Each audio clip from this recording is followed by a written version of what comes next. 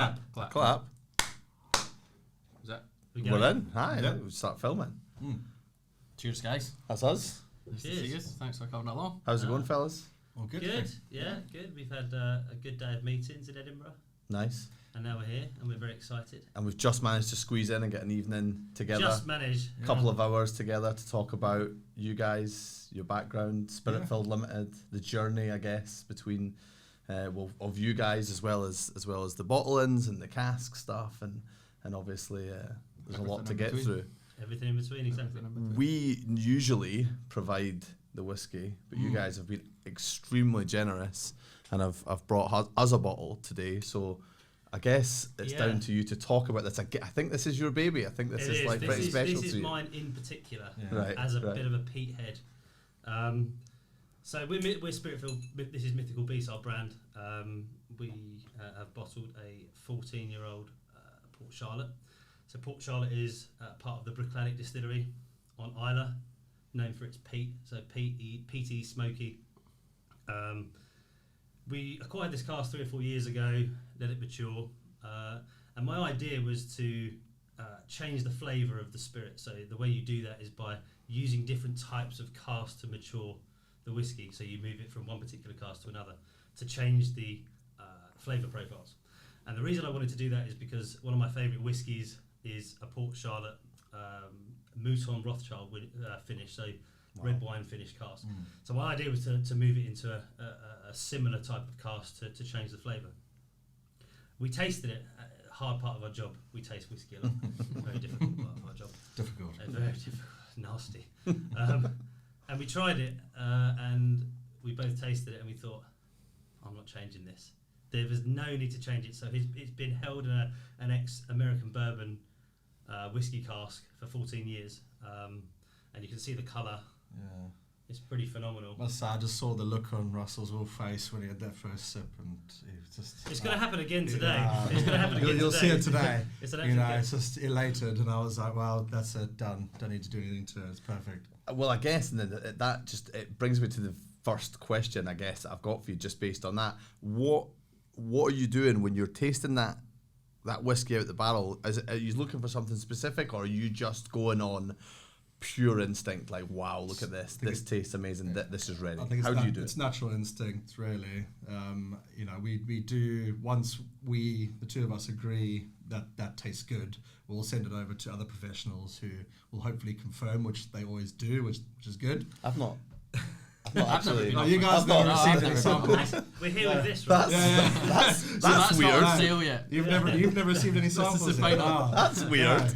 Yeah, they're based in London. It's easier to get to. Yeah, so like they do the descriptive notes on the flavors and things, which we know good whiskey, but we find it quite difficult sometimes to articulate that into all the descriptive words that you might see in some tasting notes and things. But we, as I said, we know good whiskey, so Russell tasted that, I had a taste of it, and it was fantastic, and then decided to go ahead and bottle that. But to answer your question, primarily it's just down to sort of our natural instinct on what we are tasting.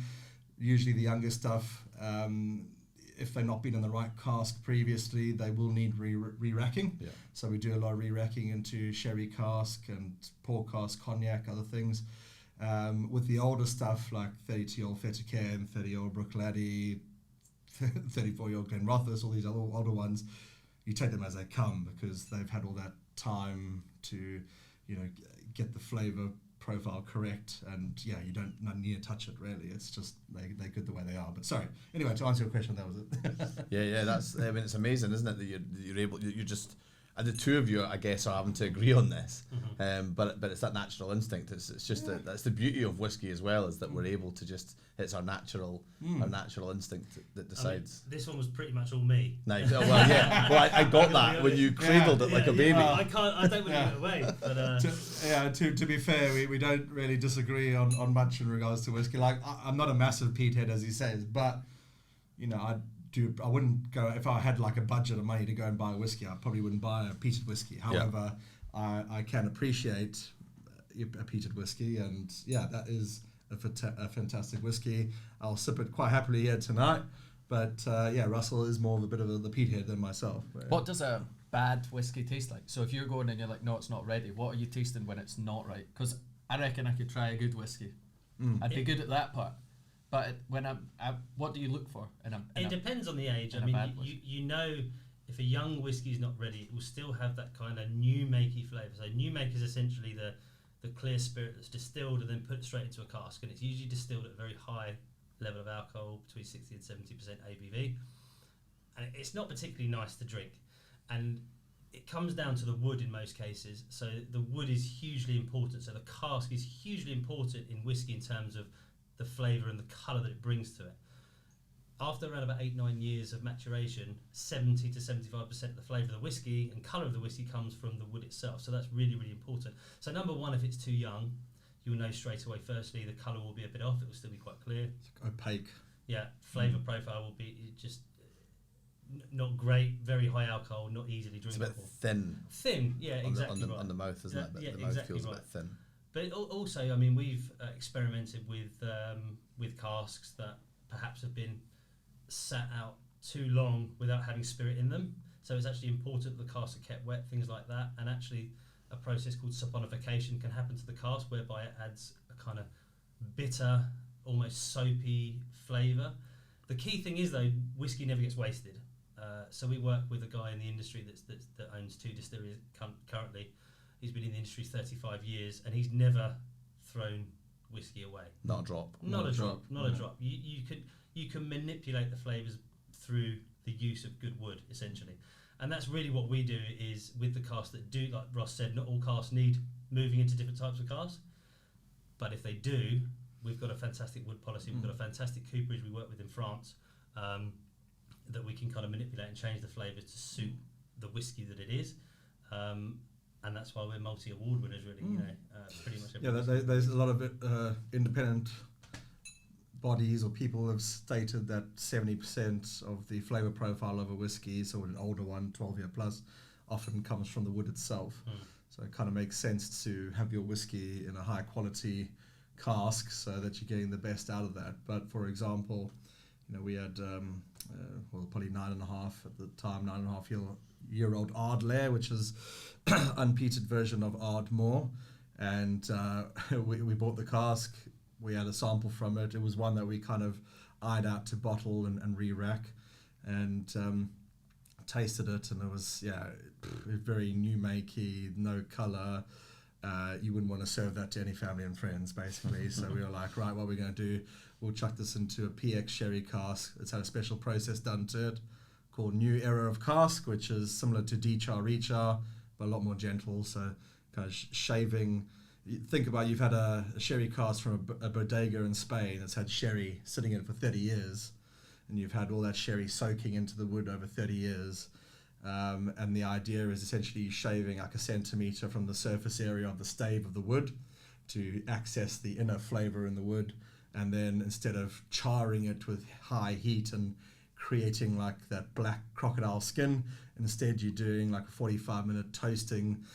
They do a steel bucket in the cask, but they actually use the same wood, so they don't want to cross-contaminate flavours of like a beech or any other type of pine or any other wood. So they'll use the same oak from the cask to make the fire within that cask. Yeah. So oak staves, offcuts and things, to essentially caramelise and bring out all the flavour of that's sitting in the wood, and then ship it off to Scotland and chuck some whiskey in it. Bish bash bosh. We turned very average whiskey into a category winner at the World of Whiskey Awards for the Ardlair 11-year-old. So yeah, that was 18 months. It sat in that cask. So and that just transformed the liquid that was in it. Transformed it totally. I'm actually quite thirsty. It is. Actually, yeah. Do I let this go now? Let's go. Yeah. You got to pour it into the mic as well. Get that glug glug glug. Oh, that was nice. That is pretty good. That is pretty good.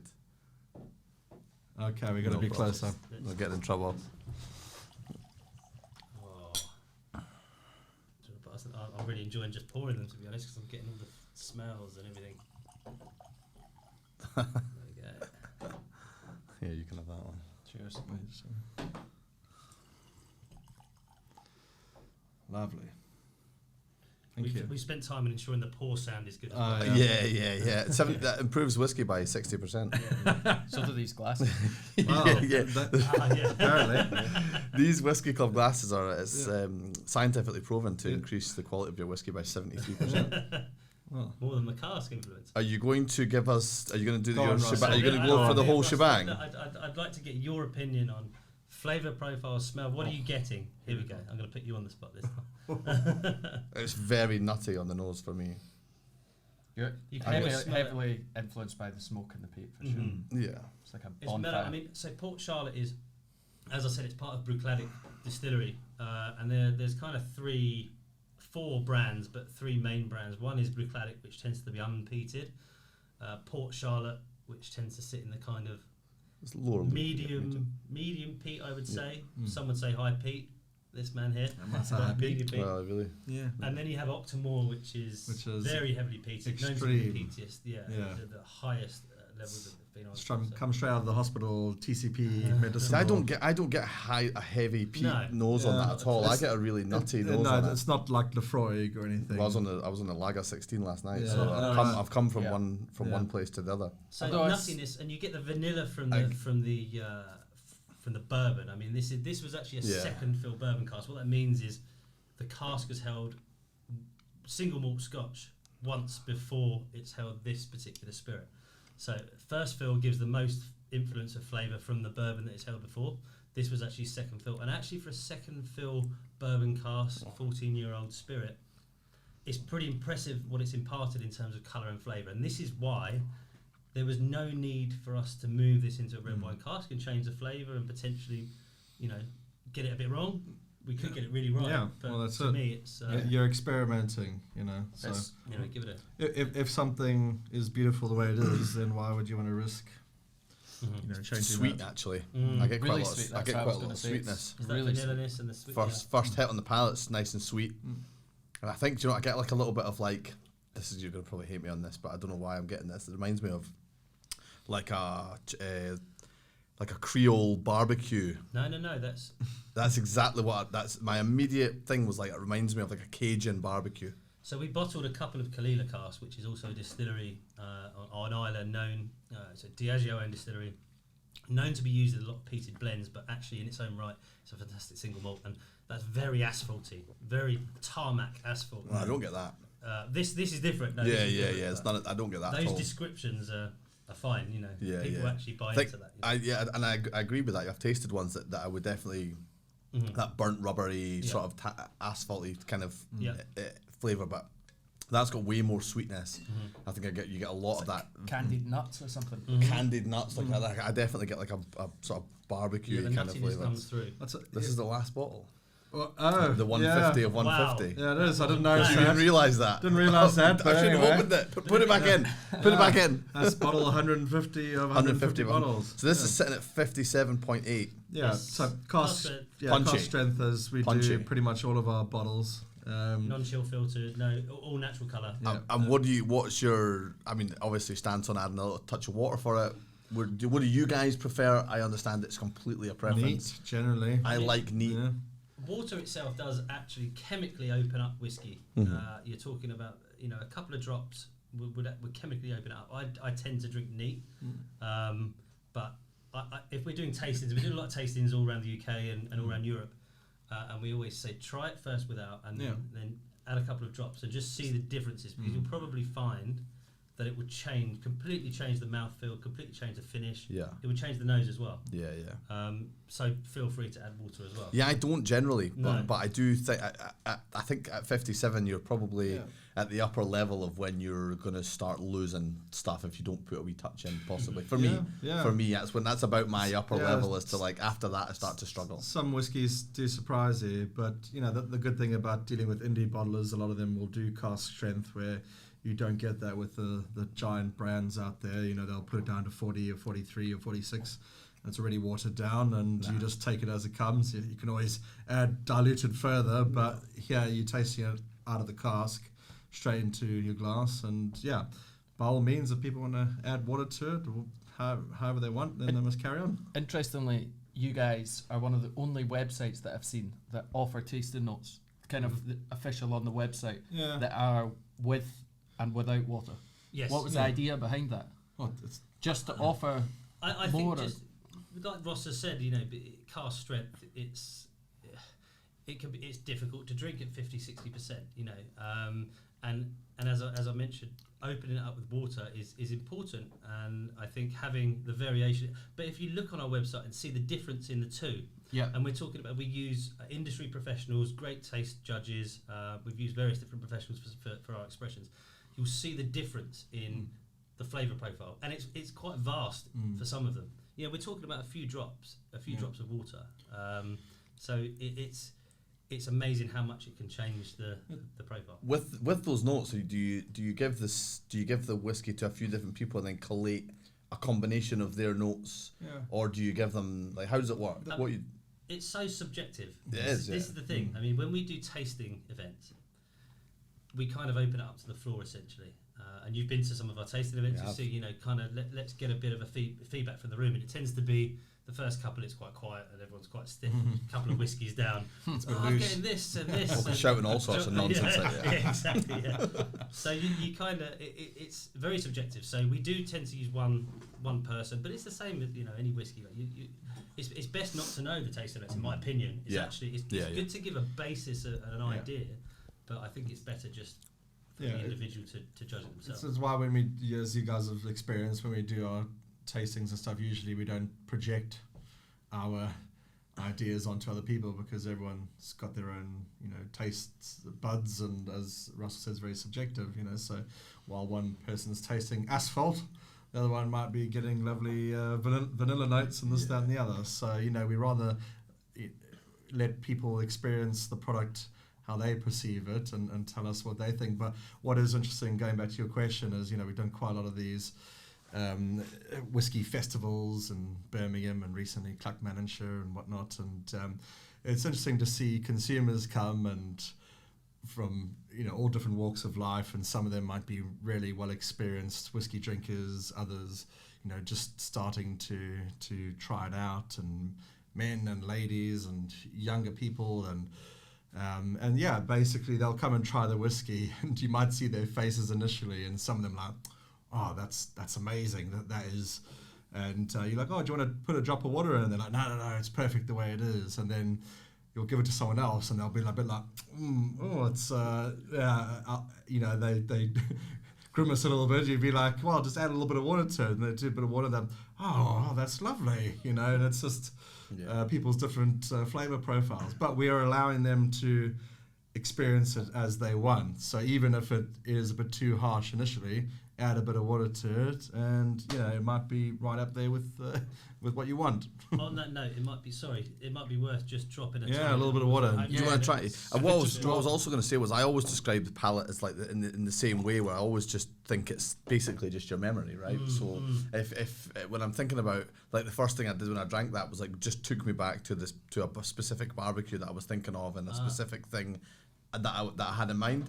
And so you're from South Africa, I'm from Edinburgh. Our experiences in life are not the same. Therefore, our memories and our experiences and what we've tasted, what we've smelled, like, they're never going to equate. So there's no way you and I could ever have the same palate. It's just not possible. Exactly. So I think that's what's most difficult, I think, is not remembering, because inside us we all go, oh, that reminds me of. And it's the articulation that's the hard part, where you're able to actually get it out. Your smell memory is quite impressive, just the human population in general.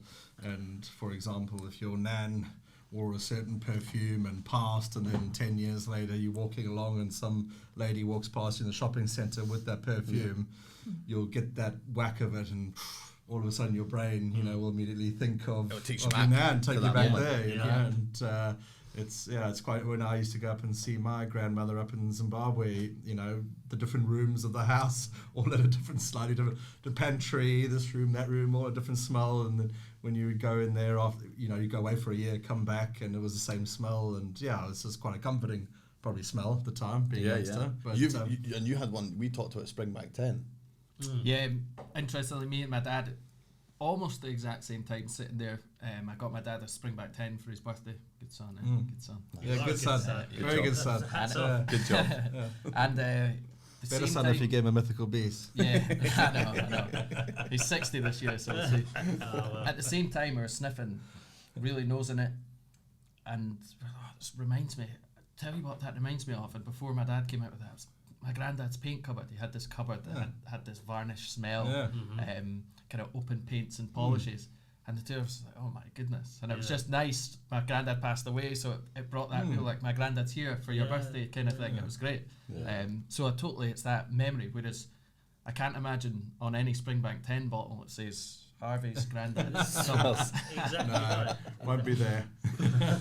But now with the water there, it's really, I wasn't getting loads of vanilla before, but now I'm smashing vanilla. It sweetens it up massively Toffee. for me. I mean, you get brings toffee. brings in loads of toffee. Really sweet toffee. And I would say with this one, actually, I probably do prefer with a little bit of water personally. It's just not as harsh on the mouth and goes down a bit easier. But as I say, I'm not the biggest peat fan, but lovely whiskey, probably prefer but would that you with a guys little bit say of that water. was heavily peated No. in terms of your palate? No. For me, it's a light peat. Very light for me. For me. I would say maybe a wee bit heavier than very light. I wouldn't say that's very light. If you don't like peated whiskey, I certainly wouldn't say, oh, try this, it's very light. I'm don't think optimal it's- level though. I'm like Same. set a fire in my mouth as I'm drinking Octomore. Exactly. Like, Jumping onto a bonfire. Type. We were at the Clackmannanshire Whiskey Festival. We pretty much sold out of all our non-peater stuff at the moment, so we kind of mainly had the Ardmore, the Port Charlotte, and the 15-year-old Kilchoman. So when people came up and I was like, do you like peat? And they're like, no, don't like peat. I'm like, oh, okay, well, let's start with this. is he Welsh? Sorry. Accent. Can I just add This was a something? Welsh person visiting Clackmannanshire for the day, Can by I the just way. add something? His accents are all that same Welsh bloke. if he does London properly, it's Welsh. Yeah, this was a Welsh person visiting Clackmannanshire Whiskey Festival, and they were like, I was like, oh, okay, well, I started off with the Ardmore, which is very light peat, and then moved on to the Port Charlotte, and then if they were still sticking around, then onto the Kilchoman 15-year-old. But yeah, it was amazing because people that came along and actually loved peat, which there was a lot of them, were just like, wow, the quality of the spirits and stuff there, they really enjoyed themselves. But anyway, sorry, carry on. About the Kilchoman as well, like we did the tasting at Shout, and the first time that I'd been to one of your tastings, and it was like when you brought out the Kilchoman, the room, just the entire room just smelled of that really strong peat flavour, which to me is a dream. Oh, absolutely. I mean, the Kilchoman, for those that know, it's a relatively new distillery on Isla. 16, maybe 17 years old this year. And with that particular cask was quite interesting. We acquired it from a private individual that buys casks from us. He happened to mention that he had a 15-year-old Kilchoman, and I thought that's got to be one of the oldest on the market. Did some research, and there's nothing. A lot of it's unaged, so you don't know what the age is. Yeah. So it's young. And they do a lot of experimenting with different types of cask profiles and things like that. And I just thought, and I love Kilchoman, and we have to get involved in this. We could be the oldest Kilchoman on the market. We met him and tried it, and it was fantastic. And it's kind of a slightly different release to our Mythical Beast Because it's branded with Kilchoman. Kilchoman. So it's kind of a collaboration more than anything. But it's just, it's still one of the oldest on the market. And we happen to know his friend actually bought one of the first casks, the 5th cask ever bottled at the distillery. Wow. But he won't sell it to us. Not yet. Not yet. No, Maybe yeah. it turns 20. I'm working on him. Yeah. But I think with Kilchoman, it was, for those Kilchoman fans out there, as I said, there's a lots of tequila finishes and STR casks and red wine, all this sort of stuff. But ours was similar to this. It's just bourbon, 15 years. And it retained that Kilchoman kind of... You automatically think of farms, I think, when you drink Kilchoman, because it's... maybe because it's based on a farm, but you just get that kind of grassy hay, kind of peated. I get the barnyard, the proper yeah. barnyard smell of it. Like I think that's what I get. And it's retained all of that. Very And that's what I love about it. It's a really, really good drum. You're thinking chicken coop flavour. Don't ask Ross. It smells lovely. No, Smells like chicken coop. You say that it's subjective and you can get whatever tasting notes you want, but what would you feel like if I turned up and said it smelled like a chicken coop? Yeah. You wouldn't be that happy. You wouldn't be invited back. You wouldn't be that happy. No. Yeah. Saying that though, flavour I would say profiles, I've added water to that one, so I'm going to Right. have another without. flavour profiles of whiskey are crazy. You get kind of described as baby sick. And Oh yeah. I've heard some. I'd like that on my bottle. yeah, of course. We had some that'd be Age it for a good 15 Yeah. years and slap it on the bottle. had baby Baby sick. Yeah, we had some strange ones earlier. It was like guinea pig cage and. Oh, I can. It's got that smell. That's a very distinctive smell. Yeah. Is that more specific than like any kind of like rabbit cage, or is that a different smell? to I rabbit think cage? it's a different smell. I've I never think owned a guinea guinea pigs pig, have got a so very distinctive smell. I used to have a rat called Festus. This is a beautiful segue into what our next section is going to be, because I wanted to move into your guys' backgrounds. I was going to start with Russell, but I'm going to have to start with Ross now. Start with the rat. Start with the rat. You're from South Africa. How does a man from South Africa become an independent whiskey bottler, a cask investment? Oh. Company director. Yeah, Where well, does it start? Where do we? Let's go back. Wow. To South Africa. What's the backstory? Where does it start? So I was a year younger than my peers. So in South Africa, the school year runs like a normal year, how it should, from January to December. Weird. Yeah, strange that. Does it start in March? Strange Or that. September? But I'm a March baby, and for whatever reason, I don't know. I was a year younger than the rest of my peers, with a few other kids as well. So in South Africa, over here you get GCSEs and A levels and things like that. Pretty much in South Africa, you don't really get the option. It's matric or matriculant would be around 18 years of age, kind of like A levels essentially. So you don't really have the option to exit earlier. If you're not an academic or whatever, you've got to go all the way through. So anyway, I wasn't really an academic that much. I enjoyed the subjects that I did like and did well those ones. But yeah, I don't know. Personally, probably school wasn't, academia wasn't my route. But left school. I didn't really know what I want to do. All my friends were going to university and stuff, and I was a year younger than them, so I had an Irish passport because my grandparents, one's from Dublin, one's from Portobello in Edinburgh, and the other two are from Devon. They all moved to Africa after World War II, but anyway, I had an Irish passport, and I thought, well, I'll just come over for a gap year and try it out. So I came over and had a fantastic time, just worked behind the bar. In Scotland.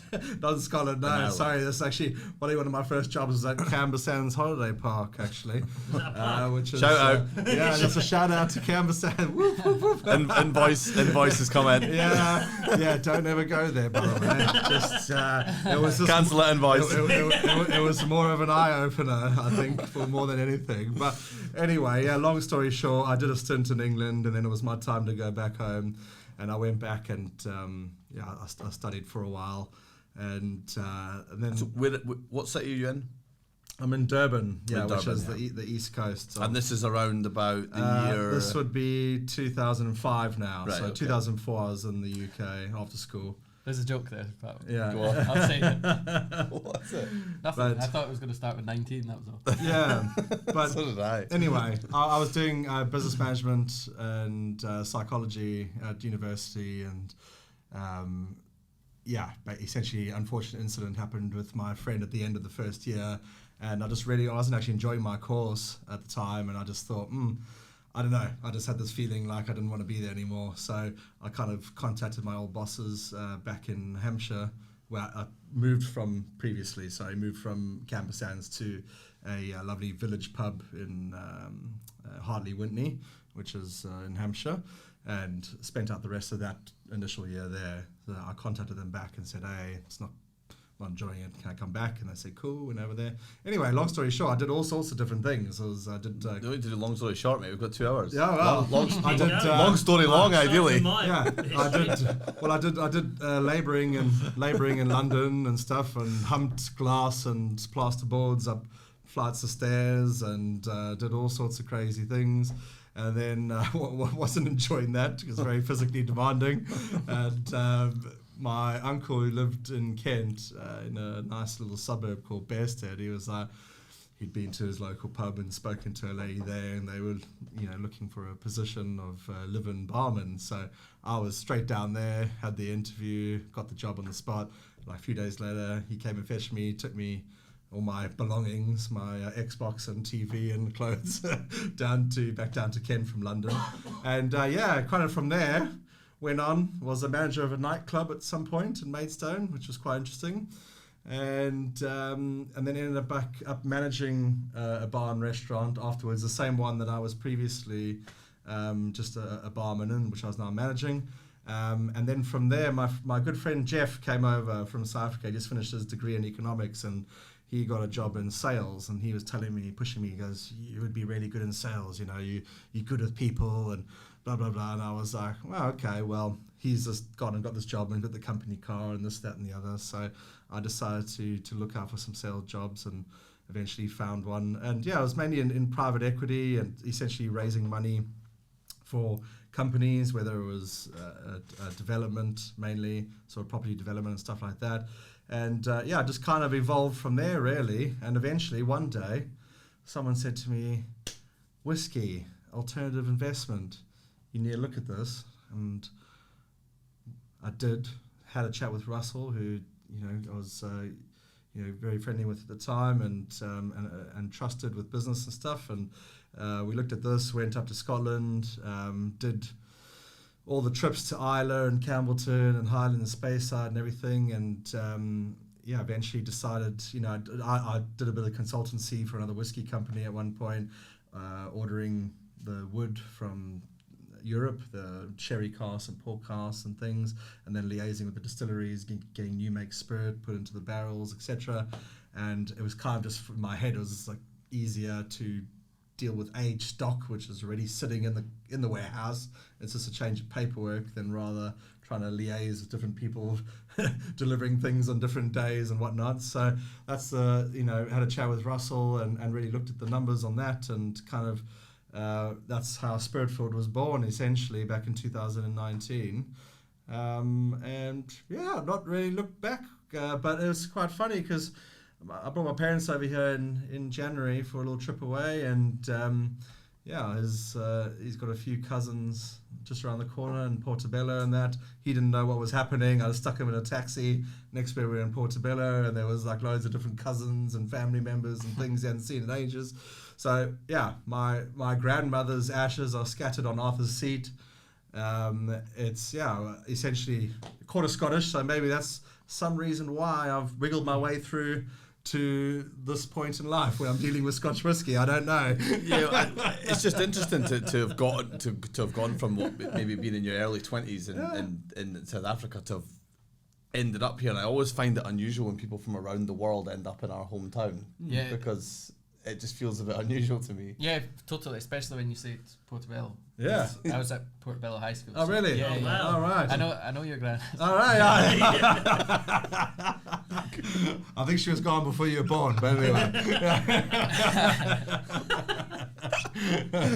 But there's that school on the beachfront.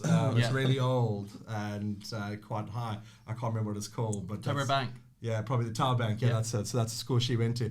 So after we saw the cousins and that, they told us, and the next day I took my parents to my dad's mother's old school and stuff, and she always mentioned that there was a gymnasium or something with a pool or something behind the baths, or Portobello Baths. Portobello Baths, right on the beach. On the beach there. She'd always mentioned that to my dad growing up and stuff. So yeah, it was quite an emotional thing. And actually, my dad's grandmother's house was, I can't remember the address now, but it was just off the beach, one of those roads, and took him to that doorstep, got a photo and everything, and that was my dad's grandmother's property, that his mum grew up in and all this kind of stuff. So it's crazy, all the stuff's still there, and all the history behind it. Yeah, and I love history, so one of the other reasons why I enjoy driving around Scotland, all the historic bits. But anyway, carry on. In terms of your connection to Scotland, obviously there's quite a storied connection there. How do you feel about that connection? I think people around the world, it's like you get your Americans and then that are from Boston, and they resonate quite strongly with Ireland, and I think you find that it seems to be especially Scotland and Ireland where you have people that feel this real strong connection, and you sort of joked about it there, but I wonder if there's a bit of truth in it. You managed to find your way back here because of that family lineage. Is that the case? Or? I mean, let's be honest. I can make up a good story here right now, but the reality is, when I was younger, I had the Irish passport, and I was hoping better rugby team, So actually, my behind the Springboks was always Ireland. I used to support. But actually, good choice now, I suppose. I am finding myself. I am proud when I come up here and I speak to lots of people, and they ask me, "You're South African. What are you doing up here?" And then I'll say, "Oh, my grandmother's from Portobello in Edinburgh. It's family roots. I'm just coming back. I'm coming back home. Because there was a big push after World War II in the papers and everything to get people out to Rhodesia, which is an old British colony, which is now Zimbabwe. And a lot of people read the papers, and they'd just been through war and whatnot, and they were like, saw in the paper, nice sunshine, 25, 30 degree weather all the time, fantastic. So loads of people was packed up and left, and moved continent and went out there. So I don't know, it's strange how these things go by, and essentially, unfortunately, Africa isn't the place it used to be back then when they were there, but now it's the opposite way around. People are like, I need to go back to where I came from. It's safer, more opportunities, less discrimination, all that kind of stuff. What was it like in those early 2000s in Durban, for example, when you were there? Were there opportunities for people like you? Were there chances to be successful? What was it like? It's officially, I think apartheid ended in like 94. I was born in 86. So I was about 8 years of age, and didn't really take much notice of it. By those latter years, it was quite diluted down and wasn't as bad as what it used to be. So, you remember some conversations that the parents are saying when the elections came up and Mandela won the elections and things like that. But there wasn't like a stark difference in change and stuff.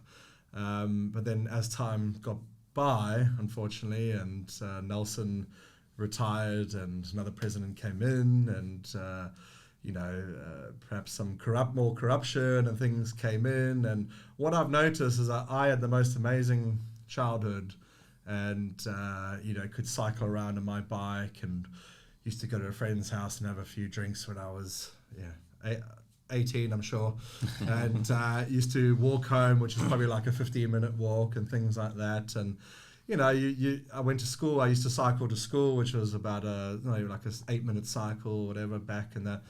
And now, probably after like 2010, so I left school in 2003. After I go back home and see my parents normally every year, but I'll probably notice it around 2010. But just no children in the streets anymore and stuff. No one's cycling around. It's just too dangerous because people kick you off the bike and steal your bike and whatever. So it's unfortunately crime is very rampant over there, and corruption, and that's just an unfortunate thing. Probably a lot of African countries have seen throughout the years. But it's seemingly crime is very bad. It's like people will literally kill you for a mobile phone over there if you're unlucky, and life is that cheap, really. It does bring things into stark reality, when you know that someone kill you over your mobile phone. Like, okay, wow. I think I grew up in Edinburgh, and I've been around a few different places in the UK and in Europe and stuff, but I've always sort of lived here, and I think we underestimate, I suppose, Edinburgh's such a safe place. Lovely place. There's nothing that happens here. If any crime is quite a big deal here. It's not a big city, I guess, as well. So it's always, when you hear these stories, quite harrowing stories of people's experiences, you think, wow, that can have quite an impact on people. South Africa, it's not. There's always a kind of scary story tied in with South Africa for me. Unfortunately, there's always a story. Look, the thing is, it's such a beautiful country, and then you have that stark difference because it's like the nature and beauty and the beaches, and then it's like a lot of countries though, and it's like London and other areas. You've got your really affluent areas, and then right next to them, you've got shit area basically. And you know that's what happens in South Africa as well. You have affluence, and then you have poverty right next to it, and you know. It's like 40% unemployment, you know, and these youngsters that are getting brought up and they're being promised the dream, Rainbow Nation, this, that, and the other. It's a lot of not to go too much into politics, but they play off the ANC, the ruling party, have played the racial card for so long now because of the heritage of apartheid. They've been able to get away with it. But now you've got the up and coming young people, African people, and they're like, well, hey, you've been in charge for whatever, like 20 years now. Apartheid was like done, you know, long time ago. Yeah. Why is everything so rubbish? Why you've done nothing. Why are there potholes everywhere? Why have you got no electricity? You know, because you have a thing called load shedding in South Africa, whereby they'll literally turn off the electricity for 4 hours a day. You know, and that's businesses as well, not just residential and stuff. So you imagine you trying to operate a business in a factory or something, they just shut off the power for a couple of hours, and you've got workers sitting there doing nothing. Turn it back on. You know, it's just it's crazy. So yeah, it's really trying times over there. But yeah, it's a beautiful place. Nice to go on holiday. Stick to the touristy areas. Don't go too far into city places, and you'll have a good time. Nice. Russell, you got to beat that. How am I going to follow that? I was born in Luton. How am I going to follow that? That's just as rough. Middle class, born in Luton. Yeah, probably just as rough. Well, that's where I Let's hear about the mean streets of Luton. Have you ever been to Luton Airport before? Yeah, that's mean enough. You wait to get in the streets. Get Ryanair at a Luton Airport. I'll show you mean. I wasn't old enough to experience Luton, which was good. We moved away, so that was good. We moved down just north of London. So that was my start. I lived in a fantastic household. My parents were very keen for us to do lots of sports and things like that. And I played a lot of golf when I was young, lots of cricket. I played county cricket. I played average golf, but anyway, I'm still trying to. Don't we all? That. Yeah, exactly. So yeah, I had a lot of opportunity when I grew up, and but I got to the point of when we got to my A levels, the GCSEs I found not so much easy, but they came a bit quite naturally. And when it got to A levels, I realised I had to try. And at the time, being young and silly, I decided I'm not going to try. So anyway, kind of left doing A levels, and I went and got a diploma in engineering. So I worked for an engineering firm for a couple of years when I was. We seem to have something in common in there. We didn't really both try in academia. They can often selling whiskey. Well, it can often lead you into more creative pathways, I think, and it's actually I'm a very similar background where academia was not of no interest to me. So I've spent my life endeavouring to try and become an entrepreneur, trying to do something. Well, interestingly, sorry Ross, but interestingly, we've got very similar paths in the sense that.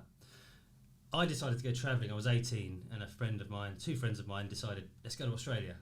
And I kind of thought, I was quite enjoying the job, and I was doing actually quite well within this job, this engineering job, and I thought, why not? I'm just going to do it. I'm just going to go. What have I got to lose? 18 years old, not caring the world, and decided to go and spend.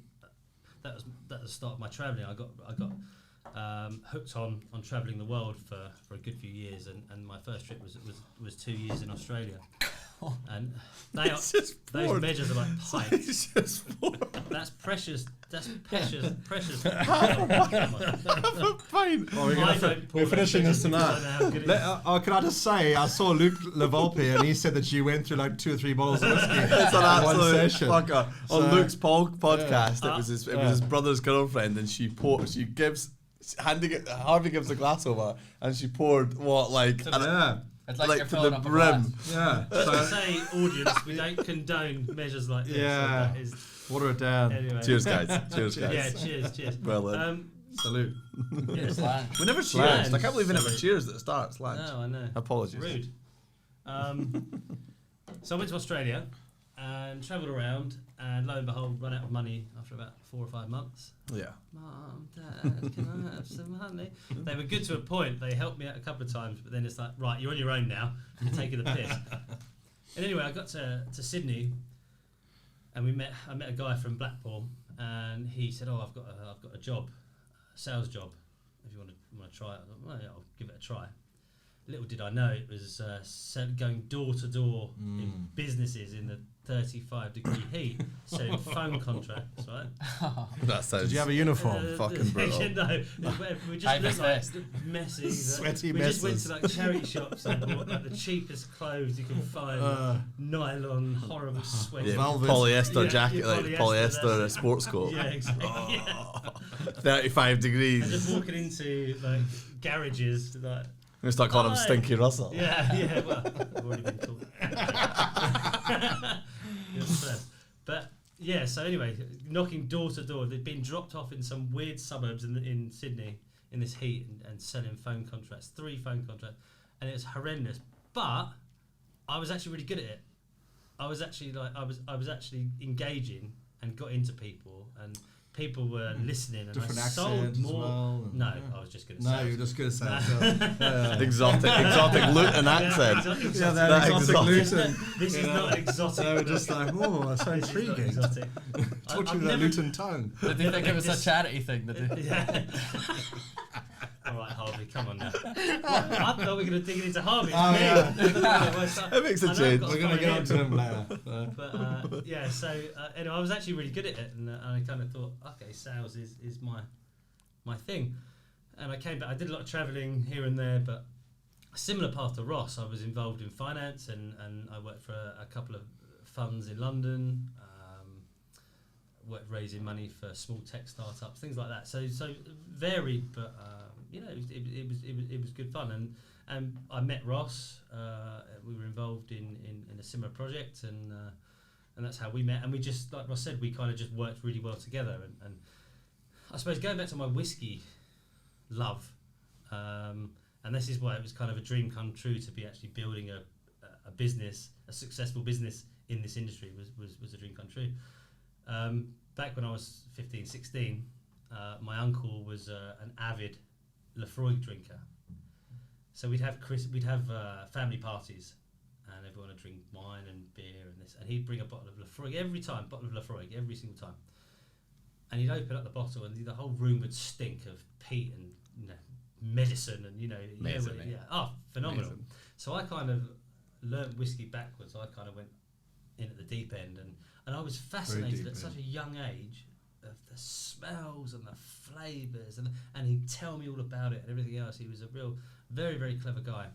He was a math doctor and everything else, but he was just the way he described the whiskey and the experience and the storytelling behind it all. It was just, so it was a very young age that I loved whiskey, and actually following on from that, on my last day of school, I said to my dad, right, how are we? Can I have some beer? Will you buy me some beer to go to the common to drink beer at the last day of school? He said, no, I'm not buying you alcohol. You're 15 or 16, whatever it was. Harsh. So I thought, well, fuck you. I'm going to go and Very have a harsh. bottle of your whiskey. So I nicked a bottle of his Macallan. It was Macallan 10, and at the time, What year was this? this was, so I was 16. Worth a fucking It's fortune. worth 1,200 quid now. I remind my dad of this. He's like, you. Yeah, it was, at the time, 2001. 2000, yeah, something like that. So it was like a 90s bottling. So It's worth a fortune. 2001, 2002. It was probably worth 20 quid at the time. Because my uncle used to buy him a bottle of whiskey every Christmas, but my dad never drunk it. So he just kept it in the cupboard. He didn't have the heart to tell him he doesn't really drink whiskey. So he had this cupboard full of whiskey. I was like, I'm going to get you back, not buy me beer. I nicked a bottle of that, and I remember necking it. I was found in a bush and all that sort of stuff. So yeah, it's all good fun. But so that was kind of my journey into whiskey, albeit a bit of a crazy journey into whiskey. But so fast forward, met Ross, looked at the viability of what we're doing as a business, and it worked. We had a client in Hong Kong that were looking at an investment and into an alternative asset.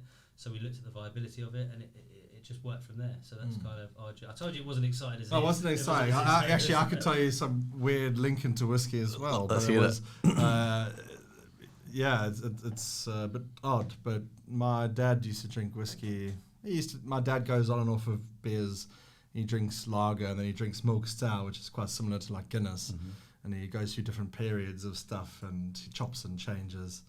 But he went through a one period I remember. I think I must have been about 15 or 16 and up in Zimbabwe, and bearing in mind it's like summer up there, so it's like 30 degrees, and he's getting out his bottle of Bell's, whiskey and milk. Yeah. Lovely. That was it. Literally, I'm not even joking. And this is in Africa. This is in Africa. This is an African. So warm. Yeah, yeah. Yummy. I mean, I can't remember. I put ice cubes in it, maybe. But he said, "Boy, I don't know if that makes it better or worse. Boy, go get me a whiskey and milk." Yeah, okay. Yeah, I was just thinking, this is quite strange. No one else is drinking whiskey and milk. But yeah, he went through a phase. It was about 6 months he drank whiskey and milk. But anyway, there was always whiskey behind the little bar. But here's a little trick for any future parents or anything out there.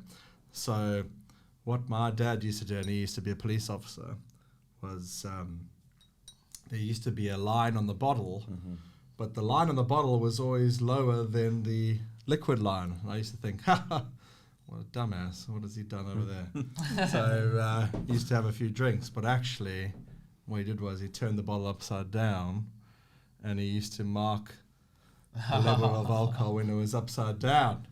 So you always get caught. That's for a police officer. So if anyone ever wants to catch your children out drinking your booze, that's a nice trick. That's a good trick. That's a nice trick.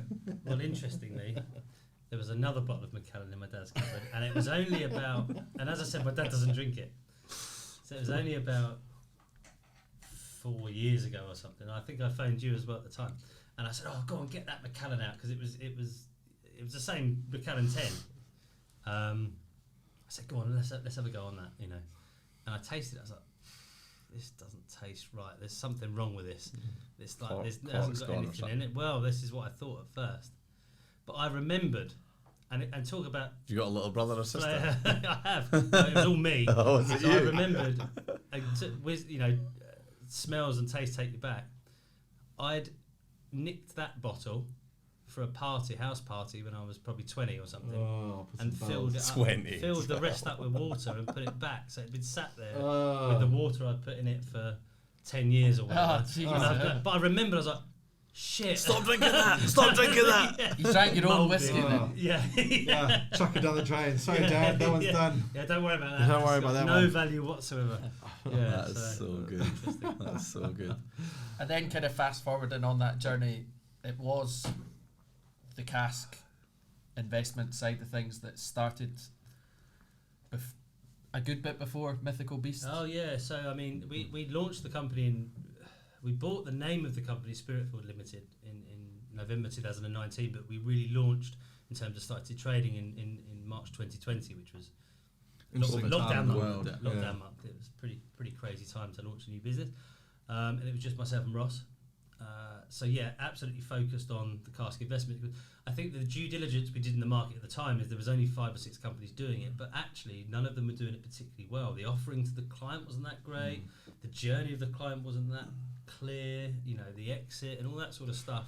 The price points weren't great because having dealt with the distilleries and knowing the points that you're buying the new make spirit for, and the wood, obviously you're going to put it together, but you know the margins and stuff on top some of these companies were offering seemed outrageous at the time, you know. And I think, you know, we're always like, you know, we want to be a part of something and build a legacy, and it's all about longevity. You know, we're not just after a quick buck. So that's kind of where the theory came about for Spiritfilled, and the reason why we wanted to go on our own, because yeah, we believe that we could do a lot better, and turns out we could. Yeah. What would you say to those that say that the cask investment industry or the cask investment sector right now is just full of charlatans and people looking for a quick buck? Do your research. That's what I would say, and that's what we always say to clients that inquire with us. Go to the market and check. Go to the market and look what's out there, and get a better understanding for the market. The thing with this market is it's an educational journey for a lot of our clients. You know, we deal with experienced investors that might have properties and portfolios in all sorts of different things. This is going to be very new to a lot of investors. So it's about understanding in full how the market works and being guided with the company that you feel most comfortable with. And that's the most important thing. Yeah. Like I said, we ask our clients to, anyone that inquires, speak to 1 or 2 companies, 3 or 4 companies, whatever it is. Yeah. Can I say, like, it's no different than any other industry out there. There are always charlatans and people that are not, quite above board, and whether it's a cowboy builder or whatever it is, there's people there sometimes to take advantage. So just look at the pricing, and speak to, don't be afraid. If you make an inquiry with the company, don't be afraid just to say, hold on, I want to have a look at some other companies, make inquiry to a few other companies, look at their pricing, and you'll realise that we're the best. You need to come to us. That's when you realise. What makes you the best? Well, like, genuinely, what do you offer that you think what gap in the market are you filling? We started everything during lockdown, so it was kind of like the whole business evolved around working from home and everything.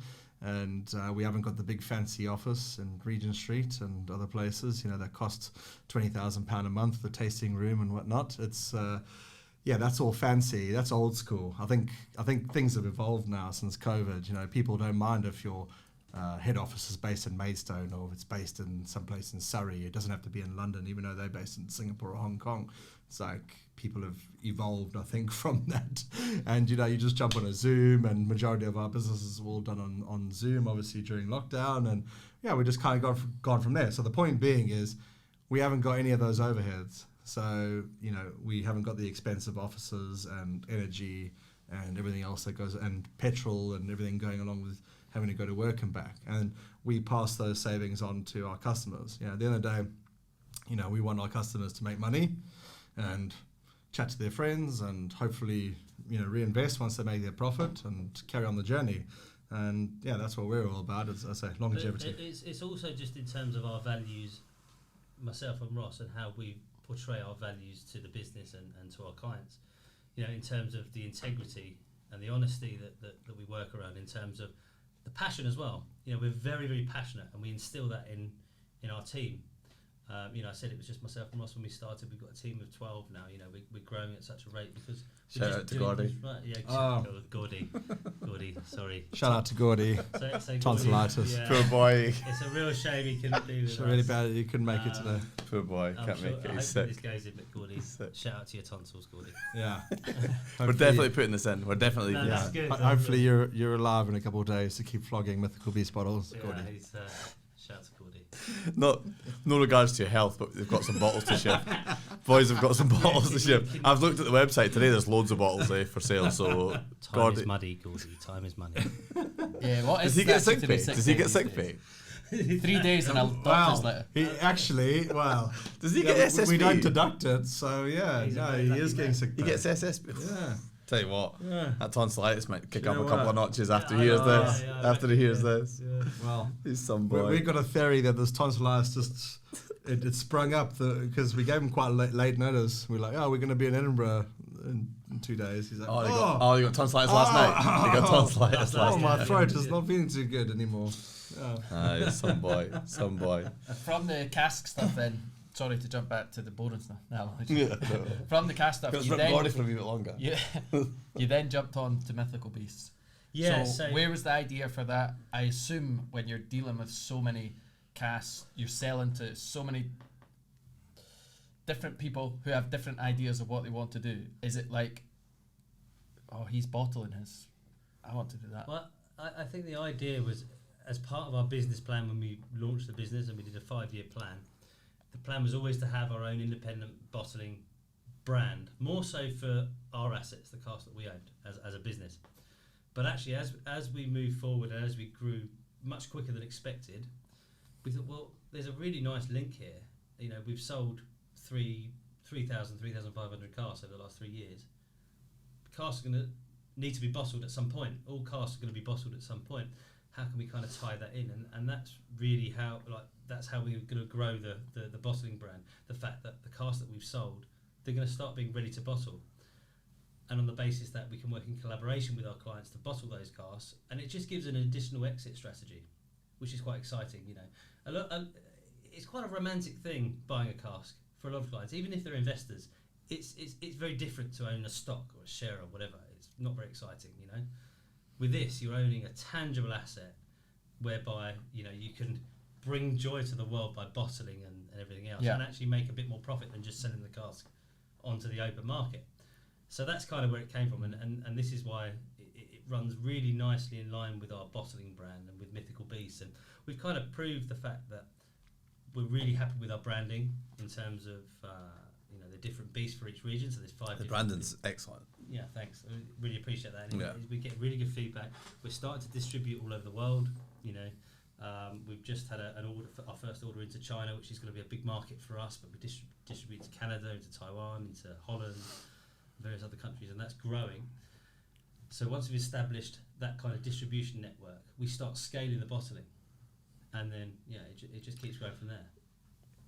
In terms of the brand, is there does one of you have a particular thing about like mythical animals and lore and that kind of stuff, or was it a marketing ploy? More so, Ross. Yeah. More so. Yeah. No, what it was, and we quite transparent as we are usually, but actually the bottling brand was going to be called the Quillen, which actually is this beast right here. Which some people might know as the Asian or Chinese unicorn. But it's very similar to the Kirin, with a Kirin, which is the Japanese version.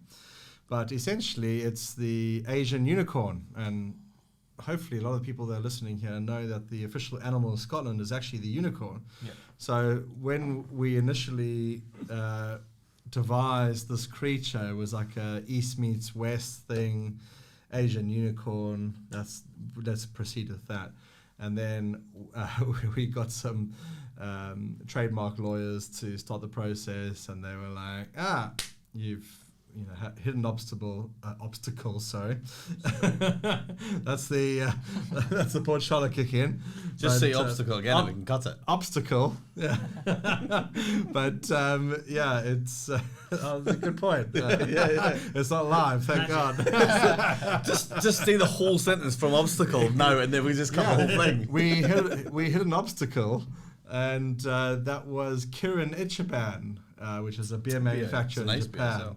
Well, I haven't drunk too much of it myself, but apparently they've got a bit of a reach in the UK, but about 30,000 staff in Asia, and they essentially decided to go after our trademark application.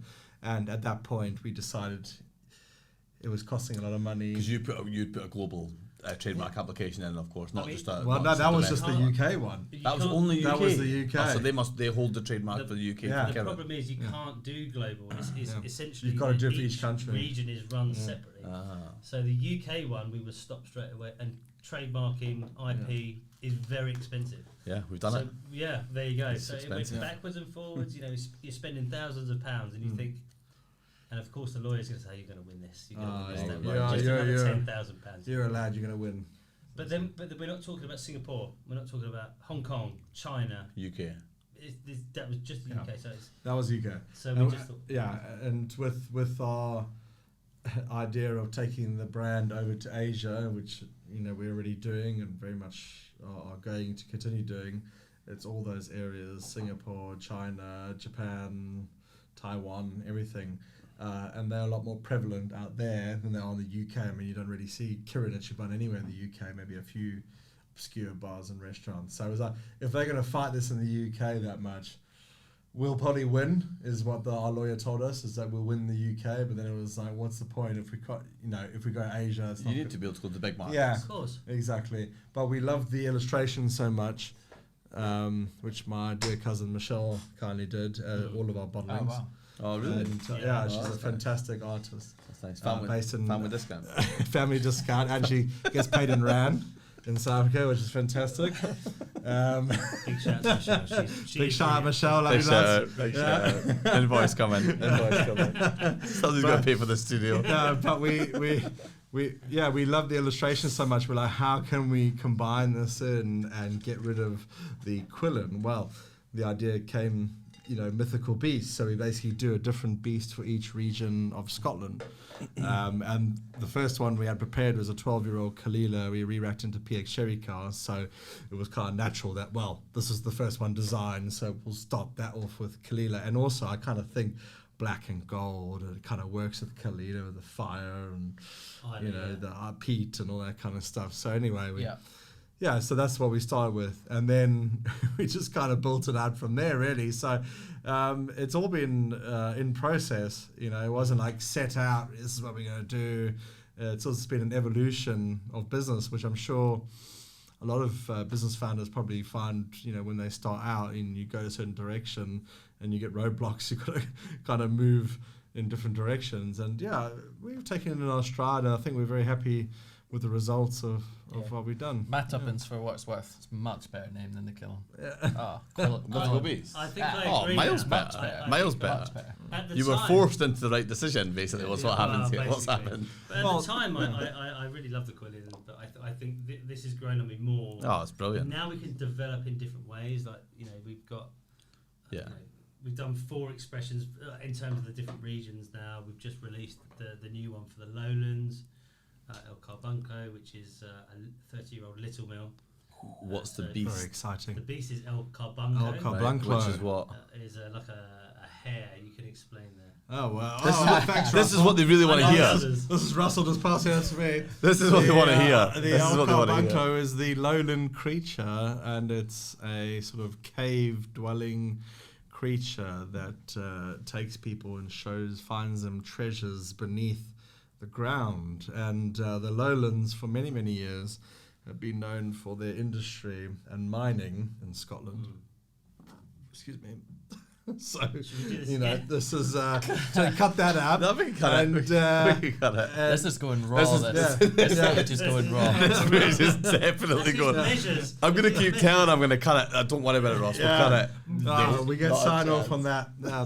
But basically that little El Carbuncle, he's running around the caves. He's taking people, showing them the hidden treasures, which is our lovely whiskey, which are awaiting people below. Mate, I'm so into this stuff. It's crazy. Like I'm well into mythical creatures, lore, like fables, like all that kind of stuff. We've got a pre-sale on the Little Mill now. I love it. Discounted for you guys. I saw it. We talked about it today actually, so we've had a conversation about that. So. Well, we need to do one on the old competition, don't we? Yeah, we do. And like as you guys know, like we've got the competition site, so we already did. We've been through the trademark process, and it's just like painful. It's absolutely painful. I put this on everything now. Lovely. Yeah. So we got challenged by a company in Australia from called I think it's called the Whisky Club something. Right. So we did a Whisky Club trademark and got challenged by some.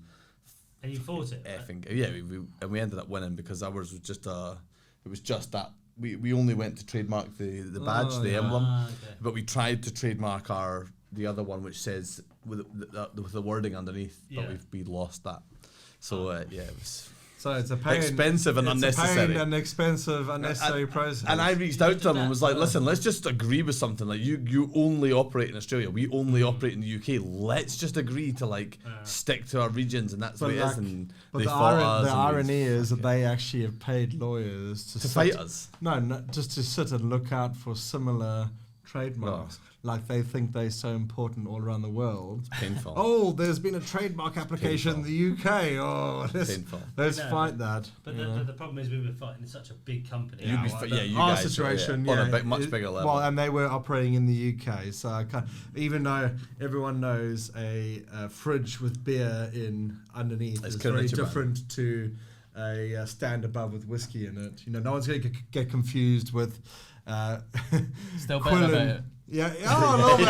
A little bit. Thank you, Harvey. A little bit. I actually think the branding is better. I'm happy with what we've got, but I'm just a logical thinker. I'm just like, there's no way someone can get confused with Kirin Ichiban, a bottle of beer in the fridge, as opposed to a spirit above.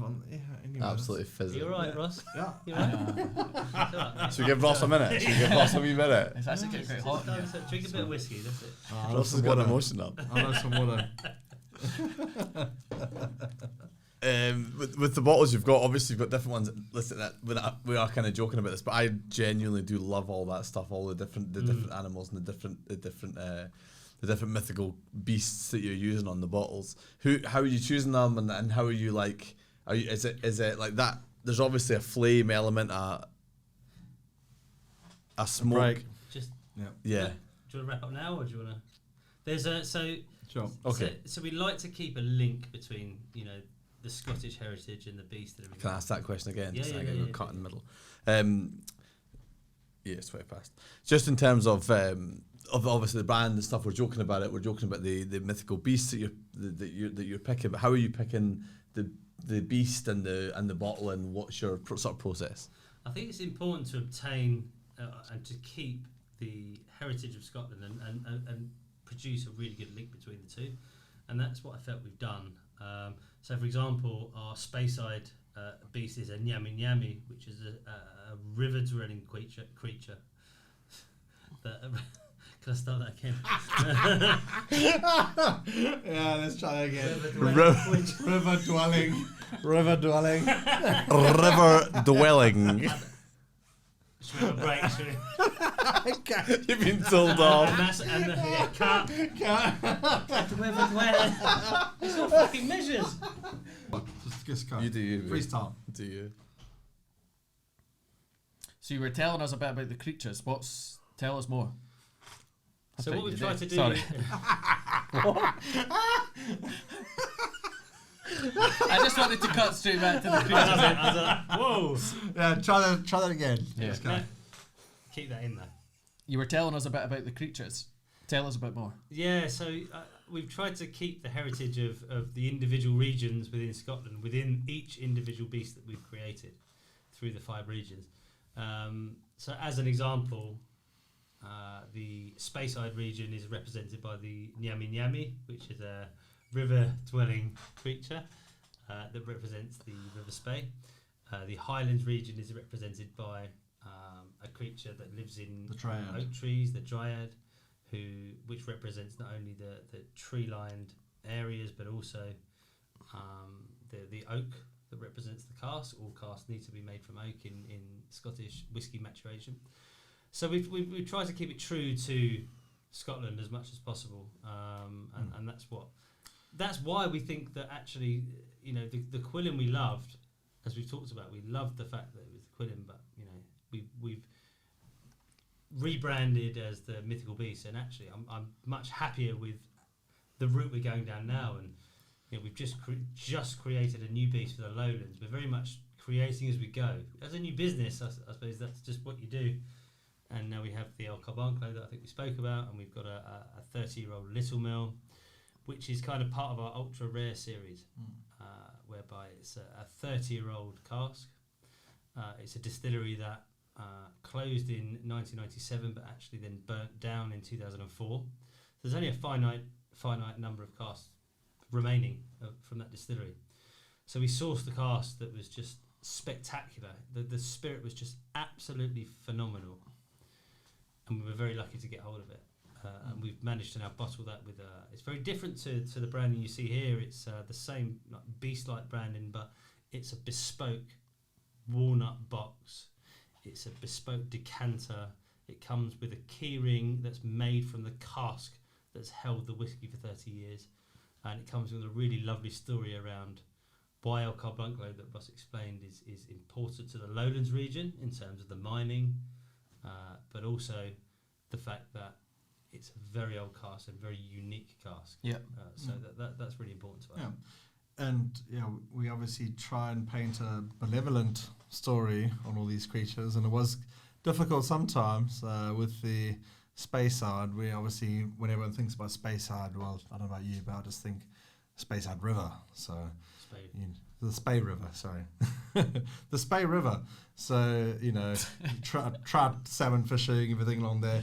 However, if you actually look into Scottish folklore in regard to rivers and water-dwelling creatures, they all, a bit more, like drown you and your children, and not great. So we've cast the net quite wide in regard to creatures that would fit the Mythical Beast brand. And obviously, let's probably cut all that shit, actually. Is it? I like it. That totally tracks. It makes sense. And what my question was going to be, does that totally make sense? But is there a creature per region, or is it a creature per bottling? No, per region. And this is the thing. I think it's. So we'll have. We've just explained that. We've just gone through 15 minutes of him explaining all the creatures from each region. I told you the Port Charlotte's good.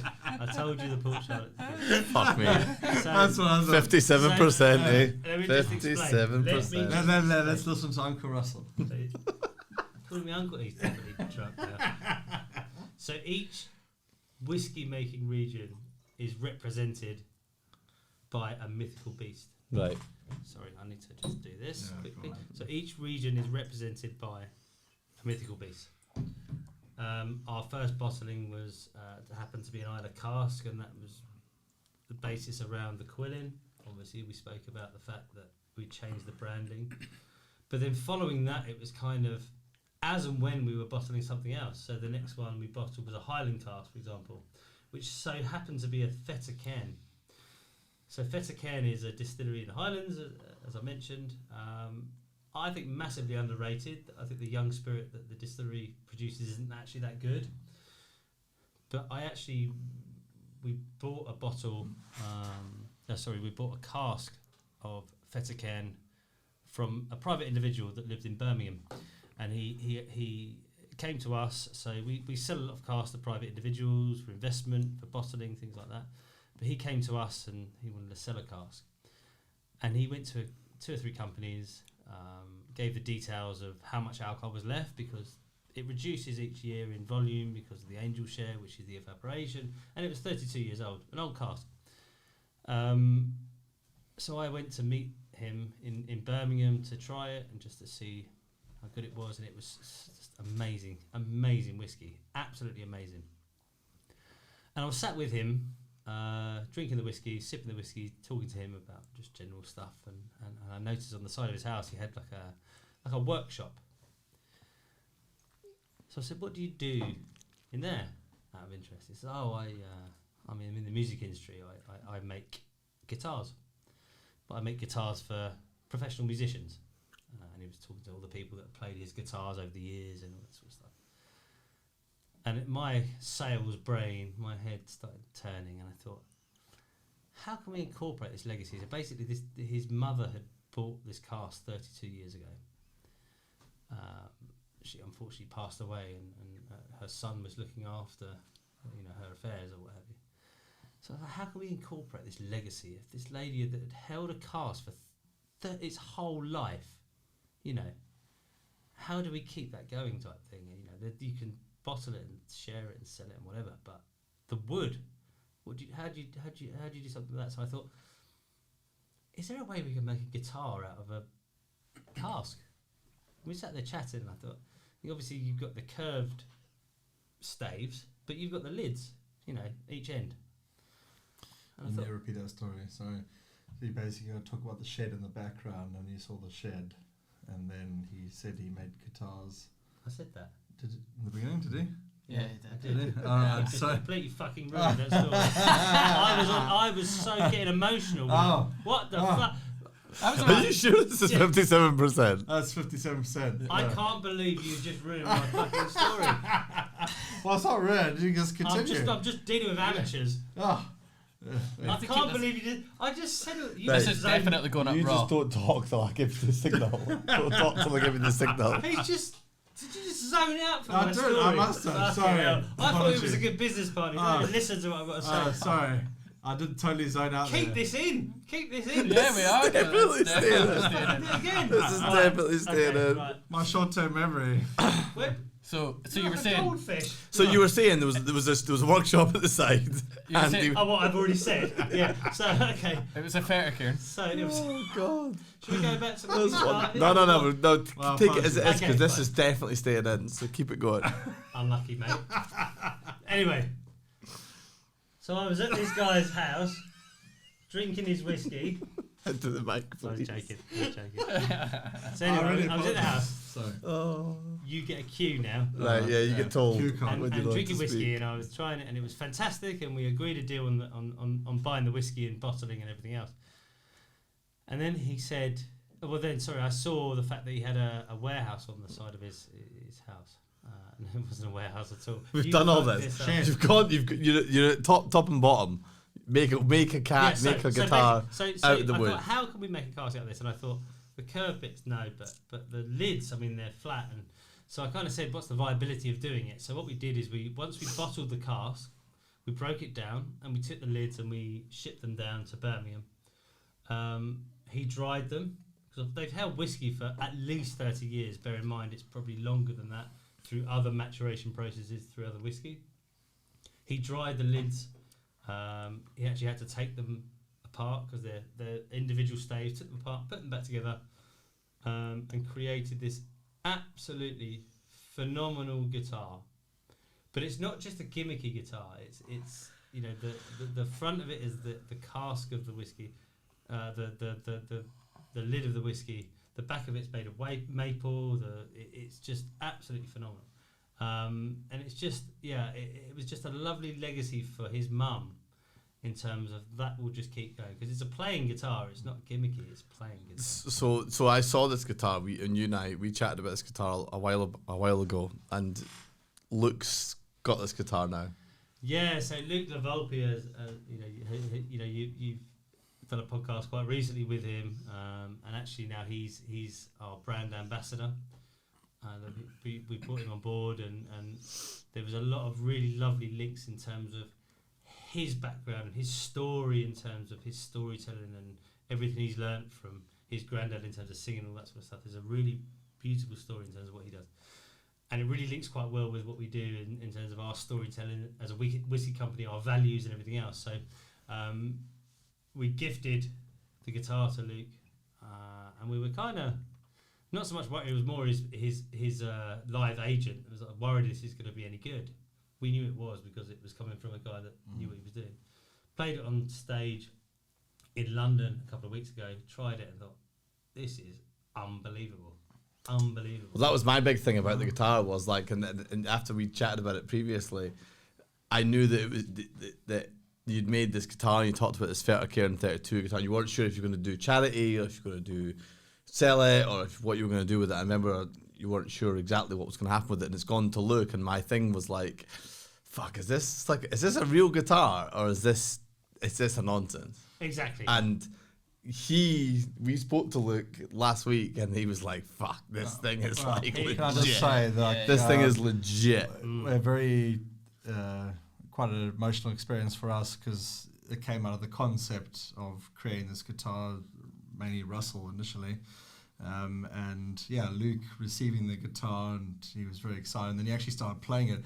Then you got that guitar, and we paid a lot of money to get the thing created from a cask lid into a guitar, and we were told it's not a gimmick, this is a real playing guitar. But I'm not a musician. Russell does a few drums and other bits, but drums. I'm a full-on drummer. What grade? Russell's a professional drummer. Nice. But I was waiting for a real professional guitar player to play this and let us know what it was like. And not just him, but he started playing, and all the other musicians in the room were like, wow, that's really good. And it just felt amazing. This whole idea, this concept that Russell started, and coming through to fruition of a professional musician playing it on stage, it was fantastic. It's come that full circle, It's sat in my office. I don't play the guitar, and it's sat there, and I didn't really want to give it away. And we were gonna auction it for charities, and we will. And actually, the Little Mill 30-year-old, we're creating a guitar out of that end at the moment. Nice. So that's likely something we'll do with that one. But yeah, just to have someone that can actually just play it and enjoy it, that for me it's kind of absolutely phenomenal.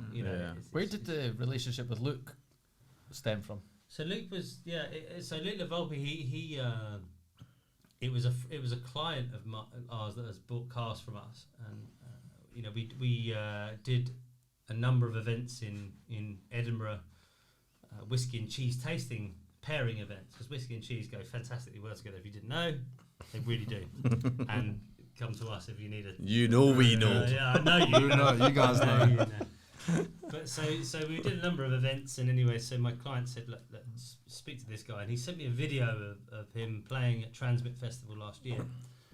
And he's just got such a unique voice, and being from Edinburgh and everything else, it was like, it just fits so well. So initially it was, come and play at our event. Brilliant. It'll be great. And he did. We were in touch with his manager, and it kind of developed from there. And, he developed listening to his story, how he got into to music, and how his granddad was a huge influence on his life, on his music, on his ability to sing, his singing style, and sing style, and the swing, and the brass band, and all that stuff. Yeah, exactly. And the old granddad liked a few glasses of whiskey as well. Well, of course, yeah. But it was more just like the whole background of him was like, actually, this is really like, reminiscent of how we've built our company and our values and thoughts about what we want to do. And it was a real lovely fit, and it just built from there. And yeah, he's a really phenomenal artist. And we've benefited hugely from our relationship with you and your relationship with him, because we grabbed him pretty quickly and got him on the podcast, and his storytelling abilities are second to none. Yeah. The fucking pie in the fax machine story. I've only just found out that he was like the national fisherman of 2019 or something. He put on social media. I was looking back, but actually it turns out old Luke Lavolpe is a very good fisherman. I'm a huge fisherman as well. I never heard that. Yeah. And I was watching his Instagram the other day, and there was a Q&A, and someone was like, were you the official 2019 Young Fisherman of the Year? And he was like, yeah, I was. I don't want to fill this podcast up with fishing and stuff. We love fishing. We've actually done that before with the podcast. It's painful. We love fishing. But also with the Whiskey Club's event in December. He was brilliant. An amazing representative there as well. I think we've all got lucky in catching a guy so early in his career, because when he was at that event, his voice was mind blowing. It was blown away, it's man. So unique. It's kind of like,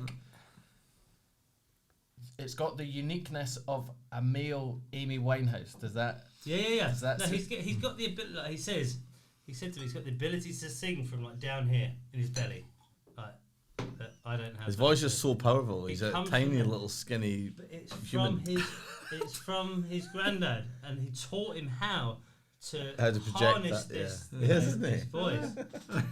So everything's around the fact that he's got this real legacy with his granddad, and this is what I loved. I loved the whole kind of that, and the way he writes music, the way he tells stories in his music.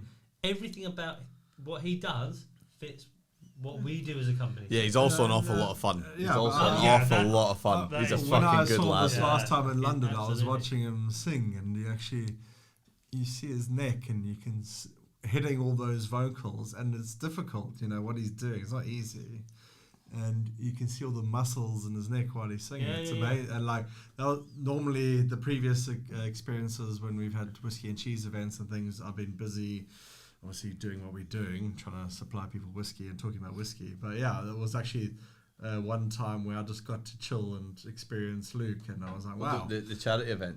No, sorry. He was Harvey arrived. He was a little bit late in London a couple of weeks ago. In London. Yeah. But Luke was fantastic, and he actually he had some fans.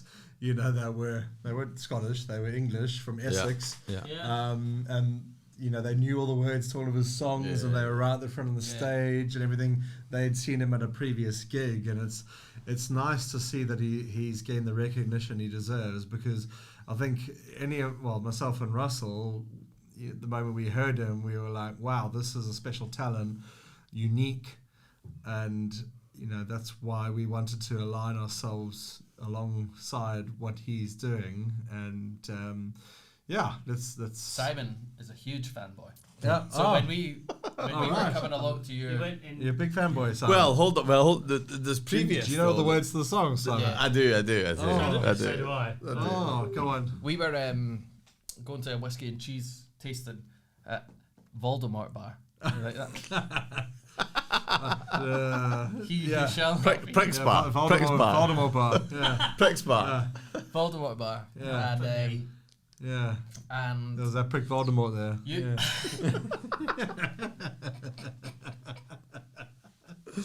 Right, go on. you There's no context for anybody else watching either. It's just us. This is purely in the room. So, Simon, you guys have said, "Oh, we've got this singer coming along tonight," and we were obviously planning our collaboration, our whiskey and cheese event together for a few months' time. So Simon turned around. This completely two separate issues. Simon said to me, he's like, "Oh, mate, we're working on the podcast," and he's like, "I've been listening to this guy, and I looked. He's not got loads of followers, so he's maybe like we could reach out to him." And I'm absolutely loving his music, and I was like, "Mate, like." He's playing at Voldemort's on fucking Thursday. I was like, are you joking? No, he's thought played at taking- he thought Voldemort's taking in the 3 piss. hours. Yeah. But this was like an hour before. Oh, Hour really? before we were coming. Oh. So then, obviously, we walk in and there he is. He's like a picking shit when he sees us. Simon was just like, Well, mate, so I don't know how, He was buttering his bread. That's a good cheese, mate. He was sitting there. yeah, I'll buy that for you. I'll buy that for you. Like, I'll would you buy like that for another you. whiskey, man? Yeah, You know, have that. taste that. So honestly, so I think obviously in hindsight, it's come from obviously you guys and Harvey and that liking his posts because you guys had just hooked up with him, I think. So I then start seeing this singer and it's Luke, and I'm like, fucking hell, this guy's music's amazing. Different level. So I'm genuinely on the morning of the event, I phone Harvey and I'm like, mate, this guy is from Bathgate, like. Yeah. He's within our reach, right? We've just launched a podcast. We're just like starting to do our thing. I reckon we could get this guy. I reckon if we reach out early, we're gonna get this guy. But this guy's gonna be a star. He's like, "Are you taking the piss?" And I'm like, "What do you mean?" He's like, "He's playing at the fucking. That's the guy that's playing at the gig tonight. That's Luke Lavolpe, the guy that's." And I'm like, "Oh fuck." Like so I by the time I turned up, I was like a fucking shaking like a shitting dog, eh? So he's at the bar and I go in and I'm like, all right, mate, how's it going? He's like, hi, no bad. I'm like, Cool. I'm Simon, nice to meet you, mate. He's like, I'm Luke. I'm like, oh. That is one way to put it. It was like that. That is. That's how I say it. I was all nervous in that. And then eventually, like, so we get chatting that through the night, and eventually Harvey's like, he fucking knows who you are, eh? Like, this is who we are. And eventually, so Luke very much knows that I'm an absolute fanboy. But do you know what? I'm not ashamed. I'm not ashamed to say it. I'm a huge fan. Like, I love his stuff. I think he's a fucking good lad. The podcast was a lot of fun. He's a good. The storytelling, the quality is second to none. Like we were 5 minutes into our podcast. We were in stitches. Listening to some of his stories. He was brilliant. So I just think if anyone deserves to absolutely go the distance, he's the guy. He does. He's the guy. And it's a big shout out to Luke for sure. His manager, who is in music PR, said, "I'm managing him because he deserves to be." He deserves to do it, man. Massive. He's funny, man. Like, he's so talented. Like it's a different level of talent. I was such a fanboy. It's it was basically disgusting. you don't know Luke Lavolpe until you see it, and then it's such a unique voice and everything that comes through. The experience, I've had him at our events a couple of times, but I didn't quite experience it properly until we were in London a couple of weeks ago, and he was playing our whiskey guitar on stage, and I didn't have any work to do and wasn't trying to fill people's glasses and stuff. I was at a neutral venue and actually just watching him perform on stage with his keyboardist and stuff, and I was just like, wow. And all these people around us that were Luke Volpe virgins hadn't experienced it. They all you could hear them talking afterwards. Yeah, once the gig finished, they were all like, wow. "Oh my god, like wow, that guy." Well, I listened to him on Spotify, and then once I'd heard him on stage, and that wasn't with his band. Yeah. That was just him. And once you hear him, the voice on stage, you're like, Wow. It's just he'll get that Wow. break. Yeah. There'll be a break. There will be, I'm yeah. sure It's there will be inevitable. as well. It's inevitable. But it's just finding that point Yeah. in the career. Yeah. But You just it got to can't keep going. not. It can't not. Yeah, Like, you you can- don't hear that sort of talent. No. Yeah, it's special, and I think anyone involved who's ever seen it, and such a down to earth and nice guy, it couldn't happen to a nicer guy as well. And yeah, I look forward to seeing how he progresses. Yeah, hopefully. Definitely. In terms of you guys, in terms of Spiritfilled, in terms of the bottlings, the cask stuff, what's next? What's the next big thing? We've got a lot of plans next. You know, it's the one thing is to grow the bottling brand. Closer. Mike. So one thing is to grow the bottling brand, and so in the next few months we're going to have our own warehouse. So not only to store our clients' casks, but also to do our own bottling. So it's going to streamline the process that we have to go through to do that. So that's going to really help our bottling and really scale what we've got to do. Because we're in a position where we've got lots of countries that are interested in what we're doing, which is great. But it's about getting that supply out there. So that's the next stage for us. And then it allows us to grow. You know, we haven't got control of the bottling right now or the storage of casks. Once we've got that gives us huge flexibility to be able to grow the business. So that's really the next stage. Well, and yeah, just exports in general. So last year was Holland and Canada, but we've got options now in Singapore and Hong Kong and Australia and other places, and just trying to get Mythical Beasts to any foreign locations. People can start appreciating it, shall I say, but also on our website we've started to do international transportation. So, you know, in like 70% of the world, you can probably order a bottle of Mythical Beasts and get delivered to you. Even including South Africa. Nice. You're selling it in your hometown? In my old hometown. Trade it. Yeah. Although you don't want them to leave that box outside your fence. Must chuck it over the fence, because otherwise you'll never see that bottle. Swap it for a bike and a mobile phone. I'd like to say that's a bottle. Oh, that's a bottle. Wow. That's a bottle Look at that. So we've got to do a slange. Yeah, Well done, boys. slange. Slange and a bottle kill. Listen, what an absolutely wonderful whiskey. What guys have done an glass, exceptional great job. Can I just ask your Exceptional job. actual impressions on the whiskey? Oh, genuinely, Really, like genuinely, I'm not. yeah. We're not. Neither of us are bullshitting guys. Like, you know us. Like, we've had loads of dealings before. That's like an exceptional whiskey, like an absolutely exceptional whiskey. It's got everything I would look for. Like, I like a smoke, but I also don't like things to be I think there's an occasion or a time and a place for an aggressively, like, offensively smoking whiskey. I think there is a time and a place for that, but there's also, if I'm going to sit and drink whiskey for 2 hours and chat with my pals and get into a deep conversation and get a bonfire. I want to have something that I can drink, and I think that serves it absolutely every purpose. And for the price point, what, you 145 quid for that? Fucking hell, do you know what I mean? That's money well spent. That's well spent, man. Bloody good. That's bloody well spent. That's good money Well, well always spent. priced But actually, It's for fantastic. our listeners today, we have a 10% discount. Go on then. One. I didn't agree this, by the way. Whiskey Friend. One word, no gaps, and you can get 10% discount on any of our Mythical Beast but he's stock. vibing. That's There you go. that is them sold out. Like, there's going to be hundreds of thousands of Whiskey people. Friend for 10% Whiskey off. That is Friend. Ross not getting paid this month. But, That's your TalkJuice whiskey discount for the month. Whiskey Friend on spiritfilled.co.uk. You can get 10% off your any Mythical Beast. Listen, lads, I must admit, we were on last time. You did a phenomenal job. You shat the bed, didn't come up. No problem. The Kalila 15, after we did the Kalila 15, we know each other.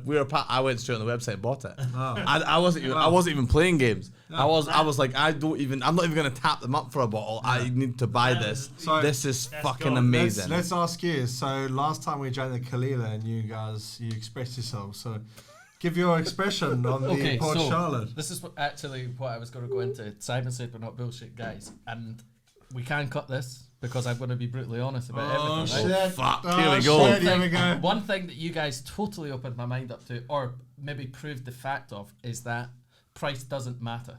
So we tried a range. I think I've tried 9 of your expressions, and it definitely doesn't go down in order of price or age. No, it doesn't. You guys, the Ardler blew my mind. Tremendous. At the kind of, it's not known as a kind of prestigious, you know, you guys have done a Bruichladdich, for example, and you've got whiskies that are showstoppers. A fifth of the price of that really competed with that. And I don't know if that's a compliment or not. Well, because I think these whiskies in their own they're unbelievable. And I think it's an occasion to drink a 32-year-old or a 34-year-old, or the Bruichladdich is at 30. Is it 30, just yeah. You try that. That for me, I'm able to tell people I've tried that. That was like, oh, what's one of the top 10 whiskies you've tried? You tell people, you'll never guess what, I tried that. But I've not got the money to jump in and buy these bottles. But if I wanted something that was like, the jump in price to these expensive and super rare casks and bottles, you guys have proved that that's not the case. Does that make sense? No, it does. Thank you. It's interesting what you said about Ardler. So Ardler is not really known as it's a distillery, but some distilleries name the whiskey that you put out of the market. Yeah. Ardler's not really seen on the market in terms of bottles. We bottled 1 cask, 1 awards, and people sold out within. Your Ardler's fucking gorgeous. Yeah. This is the other thing about investing in whiskey casks. When you're investing in a cask that's a distillery, but it might have a name, that it's the same liquid. It's the same liquid. Yeah. So basically, we've done a 11-year-old Ardler, which is unpeated version of Ardmore, and got the category winner at the World of Whiskey Awards. Exactly. And then we've done a 14-year-old Ardmore, which is the peated version. And we won IWSC, won the award with that as well. So thankfully, won awards for the peated and unpeated version. But it just goes to show Ardler is the unknown. It's no worse. Yeah, well, it's not worse, no. Especially not worse. But we were able to create a fantastic whiskey with the... Yeah. We chucked that in a PX sherry cask. Ah, it was lovely. For 18 months. And fucking well nice whiskey. Yeah. It's the way we do things that, you know, if we need to put it in a cask for 6 months or 9 months or 12 months, we'll do it. Well, you've got the freedom to make that choice, right? That's the difference. That's where independent bottlers, I think people are increasingly less, but I still think people are very brand heavy. They'll go and buy distillery bottlings.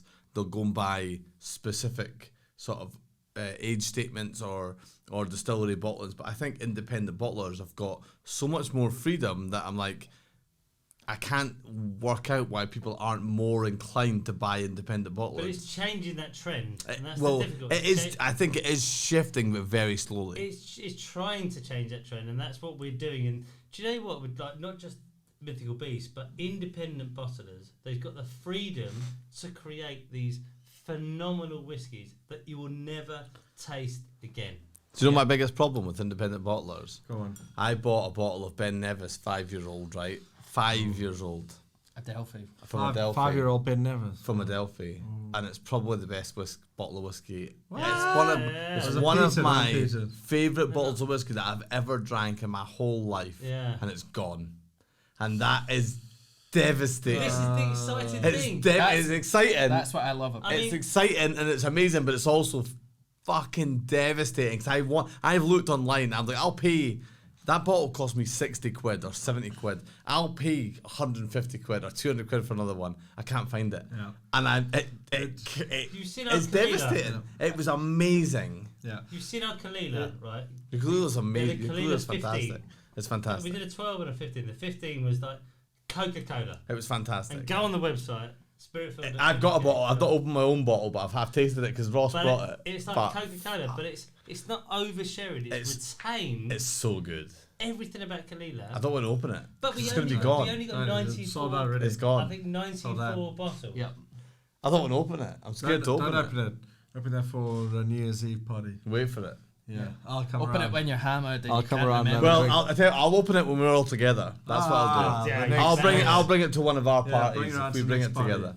because I don't want to open that bottle because it's like that's the problem. That's my and if do you know what if that's your biggest criticism, that's pretty good, right? If your criticism is that the whiskey's so good, I can't get any more of it. Yeah, they've got to be happy with that, right? Yeah, 100%. There's no complaints there. What's the competitive market like? Do you feel at any point when you come into a market that maybe oversaturated is the wrong word, but there's a lot of people in that market? Do you feel like, are there people who are these guys? Is there that? Especially so you're at the festival, so you're standing, you've got a stall beside someone that's like, I've been at this stall 10 times. Yeah. So are there people like that? So that side of the industry is that, and we talked about this earlier, but the industry is very friendly generally. We've found that, yeah. There are a lot of independent bottlers. And for us, how do we define ourselves as independent bottlers? You know, we're new to the market and everything else, and branding was one thing. You know, we feel we've got that on point, but it comes down to the quality of the liquid, and it's difficult to sell that in the sense that there's lots of people pushing out loads of liquid, but the awards we've won. You know, I think it's 13 awards. That gives you some. Of course it does. Of course it does. Yeah.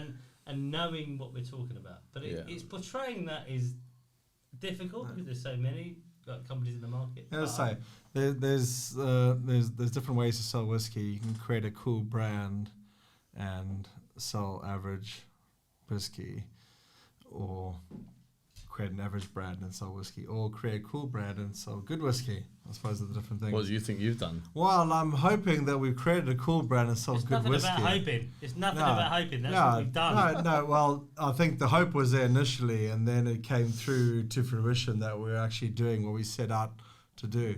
But, you know, I see other brands out there that have got access to casks, but they just average bourbon, probably third used and whatever. I mean, sat there for 12 years and Kalila and Liquid and whatever, and Blairthal, and it's just like there's nothing to it. It's the liquid itself. It's all right. Like for the price point, it's okay. Like you'd rather drink that than a bottle of Bell's or Famous Grouse or whatever, you know. But like the brand is cool, but like the actual, if you've seen there sipping the stuff, it's like you know, it's not fantastic. So we've always just tried to set out like. We always want to have a superior product. The brand thing just goes along with it. You know, it's evolving all the time. Like we told you the story, you know, how we set out and it just evolved. But what myself and Russell always wanted to do was make sure that the product was always exceptional and stood out. We don't want to be mediocre. We don't just want to be another fucking 12-year-old Kalila whiskey sitting on the stand. And I think everything that we've done has proved that we're not. You know, because every time that we put something out, there's awards that come with it, and they sell out quite quickly. And so we just want to continue with that side of things, and try multiple different types of re-racking. So looking at, you know, take a singular distillery, but then re-rack into rum and sherry and bourbon and port, and then, you know, bottle that, and people can try all the different types of bottlings. And it's all about the cask expression because, you know, as we said earlier, a lot of the flavor profiles coming from the wood. So, you know, it makes sense to try those different types of wood maturations and see what it gives to the whiskey. Anyway, carry on. Expression and experience. Experience. Do you know what, just coming to the end of this whole this podcast, I always tend to ask the same question towards the end, and it's if there's anything out there in the world right now that you think people should be into, what is it? New World whiskey. New World whiskey. New introductions to how whiskey is created. New World whiskies. So new ways of introducing whiskey, new ways of maturation. Like, when you look at the whiskey market now, and when you look at the young drinkers in the market now, they're drinking a lot less than we were when we were young, but drinking better whiskey, better drinks. So it's about finding that balance. So New World whiskies is key. Well, The other thing is indie bottlers. So yeah, you can love your Macallan and Ardbegs and Bowmores and whatever you're into, but you only really truly start looking into different flavor profiles and things when you look at some of the indie bottlers that are doing unique things with the cask. There's a lot of flavor profiles coming from that. So trying sherry and port and cognac and red wine and all these different cask profiles, which, are inherently going into the whiskey when it's stored. And yeah, you don't really get that with the traditional OB bottlings, original bottlings from the distilleries. They're normally 40, 43, 46%. But, it's good to try independent bottlings and try different cask expressions and, really get the flavor profiles from all these different opportunities out there. And, we never wanted to be mediocre. We always, wanted to create something that, people can appreciate. And hopefully we've done that, and hopefully it will continue moving forward. Simon? What are you into at the moment? I'm into right now ice baths. Ice baths? Yeah. When was your last ice bath? Yesterday. So I do like. So this is like story about your ice bath. This is a trend, basically. I think has been perpetuated by Joe Rogan. Social media. Yeah, social media. I do think it's a trend, but it's something I jumped on. I do train a lot. I do jiu-jitsu and I work out in the gym a lot, and I try to be active. The older I get, I think the more I'm very conscious of the fact I'm getting fatter, and I'm getting less healthy, and I've embraced it. yeah, I'm not embracing it. Well, I'm trying not to embrace it. I'm trying to like stave it off for a few more years. So part of that lifestyle is this ice bath thing. So interesting.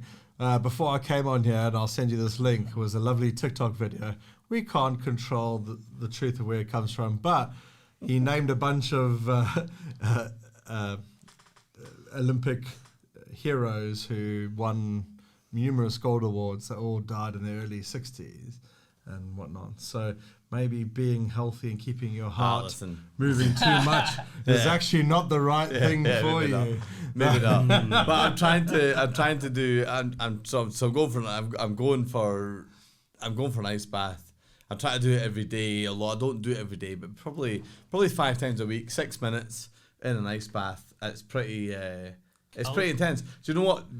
Where I think it benefits me actually, I don't know the physiological effects it has, but psychologically, if you wake up in the morning and you put yourself into a situation purposefully that challenges you to a point where you're in physical agony and you win that battle, I think actually that sets you out on quite a positive course for the day. I think if today, the worst thing I did today was at 8 o'clock this morning when I put myself into an ice bath. It was horrible. I hated every fucking minute of it, but I did 6 minutes and I won. I won that challenge. And then the rest of my day, in comparison, seemed fairly easy. I mean, that so I'd won that challenge. You actually get blocks of ice and put it out. I do, yeah. I mean, I'll tell you a quicker route, which I've seen, which I do every now and again, and I've seen the same science that you're talking about, but actually just turning your shower down to absolute cold and having the cold shower, and doing that for a minute. It's a similar feeling. I don't think physiologically. Physiologically, I don't really care that much about the benefits. Psychologically, I think there's a massive benefit into putting yourself into purposefully putting yourself into a situation which is horrendous. Because I've done it now for weeks on end. And it doesn't get easier. It's fucking horrible. So just with you shower, do it every day and you win that battle, and then you can go and attack your life. So without getting the ice blocks out and all that heavy stuff, literally just taking your shower and turning down. Oh, it's horrible. The coldest option. And stand under it. And stand there. To do 6 minutes. You can do 6 minutes. I don't do 6 minutes. I do about a minute. But I tell you, in that minute, I've got a little chant. I tell myself, and I'm like, gotta be better than Russell. Gotta be better than Russell. That's my chant. What are you? What are you? Listen, mine isn't as deep as that, right? When's he gonna give me a business card? That's it. Yeah. No. Listen. I just had a conversation today with our banking provider who provided free expenses cards. Our business card is on the way for Harvey. What? This is a big call. I don't believe it. I tell you, it's on the way. I don't believe it. Ah, Harvey, well done. I jokingly asked him to get me a drink in London a couple of weeks ago. He looked at me and laughed, and then didn't give me a drink. That is such a lie. That is such a lie. I was like, let's take the piss out of Sam and you get me a drink and let's take a picture. And then he was like, ha ha ha, and just didn't give me a drink. And I was like, oh, okay. Don't let the truth get in the way of a Never let the truth get in the way of a good reality. story. Never. Yeah. What am I doing right now? What are you doing right now that you think everyone should be doing? Listen, this is the last one. Well, this is Simon's last question. This is it. Listen, we're really happy. The guys in the studio are going to kill us. What do you need from us? Listen to your Spotify weekly. Spotify give you a Discover Weekly thing, right? I've never missed it for years. They give you, I think, say 20 songs every week based on what you've listened to. And it is an unbelievable way to learn and understand new music. Okay. So jump on that because you find guys like Luke the Volpe. Luke. You find people that you've never heard of. One guy that me and my girlfriend really like. His name is a bunch of letters, so I can't even pronounce it. But, Nice. But Good branding. Good branding. he doesn't even make music anymore. He was just like I think he was just a student. Disappointed. But just find him on that one time. Just came up. And we love it. So there you go. Well, get involved. Nice.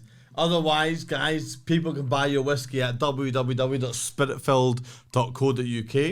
Yes, of course. Correct? Yes. Whiskey Friend, according to Ross, is a 10% discount on that whiskey. Guys, you're going to buy some amazing whiskey on that website. You also offer a whiskey cask investment service at spiritfilled.co.uk. Get in touch if you want to do it. Yeah. Absolutely. What's get in touch. final sales pitch? Okay, spiritfilled.co.uk. Get in touch with one of our advisors. They know what they're talking about, and they'll guide you through the whole process. Superb. The guys, listen, we have absolutely loved chatting to you tonight. It's been absolutely amazing. We're going out for dinner. We're going out for drinks. We're going to paint the town red. I'm absolutely buzzing. I can't wait. Yeah. Thanks very much. Any final words? Thank you so much. No, thanks very much. Slange. Thanks, guys. Slange, everybody. Cheers. Thank you very much. Cheers. Well, they were Well actually done, tall. lads. Good, yeah, well done. That was great. That was absolutely great. It was